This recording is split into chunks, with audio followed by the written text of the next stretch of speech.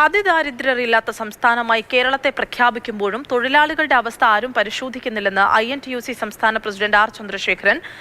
Is of doing ബിസിനസ്സിൽ തൊഴിലാളി സംഘടനകളുമായി ചർച്ച നടത്തിയില്ല. INTUC സംസ്ഥാനത്തെ തൊഴിൽ മേഖലയുടെ സമഗ്ര പഠനം നടത്തുമെന്നും ഇതിനായി 21 അംഗ വിദഗ്ധ സമിതിയെ ചുമതലപ്പെടുത്തിയെന്നും ആർ ചന്ദ്രശേഖരൻ പറഞ്ഞു. അതിദാരിദ്ര്യ നിർമ്മാർജ്ജനം നടത്തുന്നു എന്ന് പ്രഖ്യാപിക്കുന്ന ഗവൺമെൻറ് ഓരോ മേഖലയിലുമുള്ള തൊഴിലെടുക്കുന്നവരുടെ സ്ഥിതിവിവരക്കണക്കുകൾ നാളിതുവരെ ശേഖരിച്ചിട്ടില്ല എന്നുള്ളതാണ്.